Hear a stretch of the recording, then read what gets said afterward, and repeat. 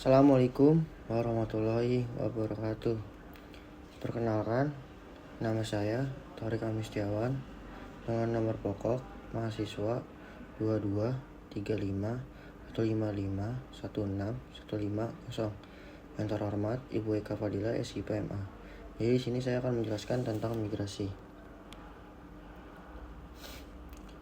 Migrasi adalah proses perpindahan penduduk dari satu tempat ke tempat lain, baik dengan skala lokal, nasional, maupun global.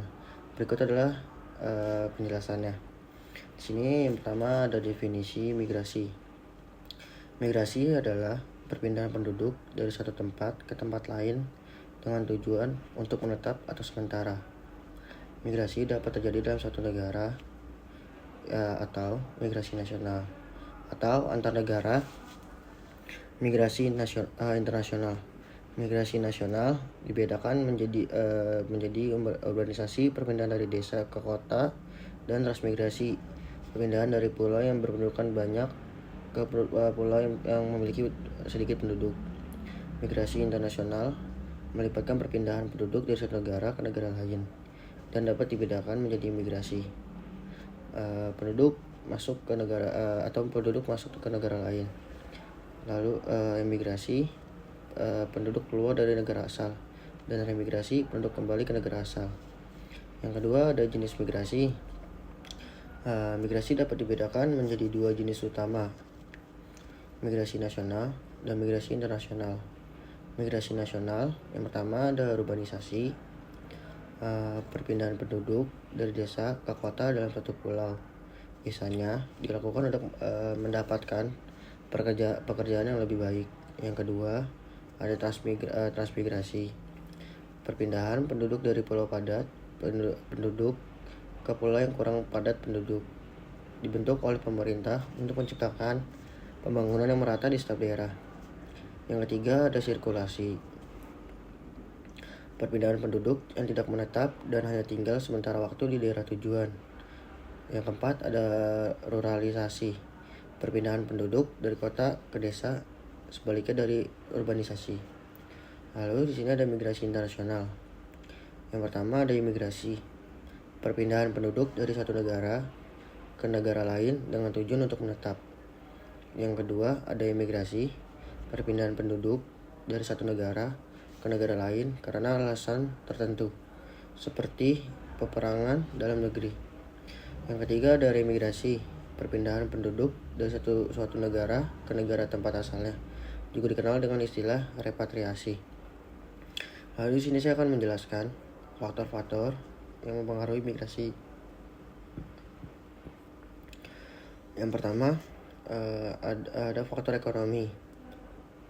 Kondisi ekonomi yang buruk di tempat asal seperti pengangguran atau kemiskinan dapat memicu imigrasi. Yang kedua ada faktor sosial.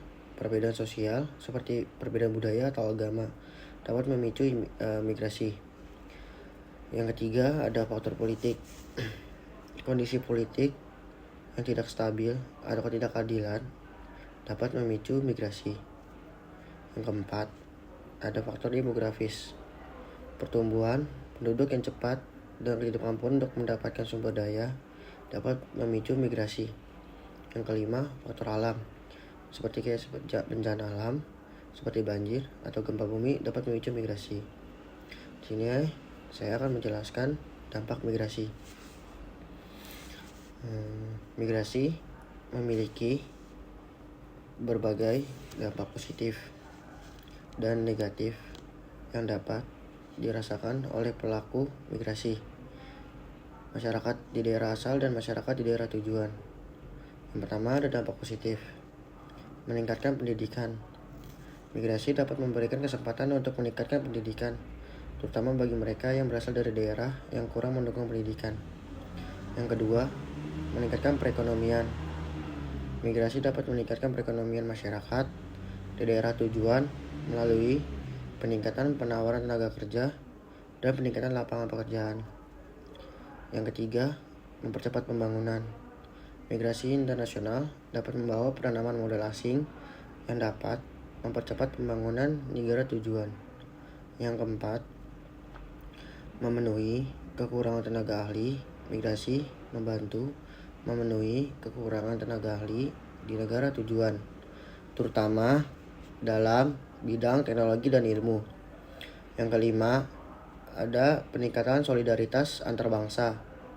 Migrasi internasional dapat menambah rasa solidaritas antar bangsa dan mengurangi stereotip antar warganya. Lalu ada dampak negatif. Yang pertama dampak negatifnya yaitu pengaruh budaya asing. Masuknya budaya asing yang tidak sesuai dengan kepribadian bangsa dapat menyebabkan perubahan budaya yang tidak diinginkan. Yang kedua, kecemburuan sosial. Jika orang yang melakukan migrasi lebih sukses daripada penduduk lokal, muncul kecemburuan sosial antara masyarakat setempat dengan para transmigran. Yang ketiga, ada peningkatan jenayah. Kehadiran migran di daerah tujuan dapat meningkatkan kejahatan seperti mabuk, perkelahian, dan perjudian. Yang keempat, ada perubahan lingkungan. Migrasi dapat menyebabkan perubahan lingkungan yang signifikan, terutama dalam hal akulturasi budaya dan pergeseran kepemilikan lahan. Jadi, migrasi memiliki dampak yang kompleks dengan beberapa dampak positif yang dapat meningkatkan kesejahteraan dan pembangunan, tetapi juga beberapa dampak negatif yang dapat mengaruhi budaya dan keamanan.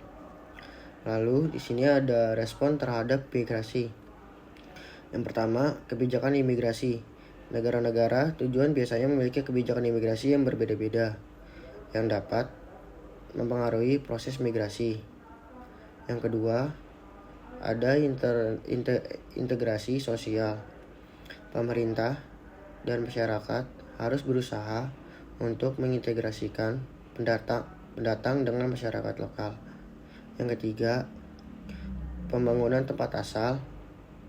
Pemerintahan harus berusaha untuk meningkatkan kualitas hidup di tempat asal agar penduduk tidak perlu migrasi.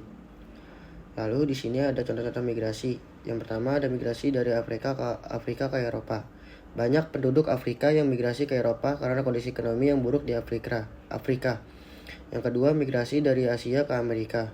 Banyak penduduk Asia yang imigrasi ke Amerika untuk menemukan pekerjaan dan pendidikan yang lebih baik. Yang ketiga, ada migrasi dari Timur Tengah ke Eropa.